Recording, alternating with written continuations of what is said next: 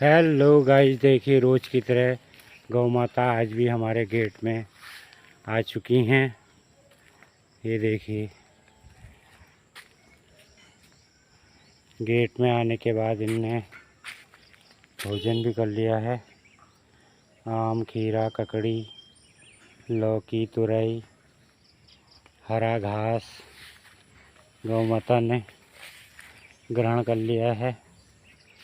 जय गौ माता की जय हो, गौ माता की जय हो, आज के आनंद की जय हो, वृंदावन बिहारी लाल की जय हो, गौ माता की जय हो, गौ माता की जय हो। गाइस देखो कैसे आराम फरमा रहे हैं गौ माता। भोजन भी कर लिया है, आम भी खा लिए हैं। आम अब आराम हो रहा है। जय गौ माता की जय हो, गौ माता की जय हो।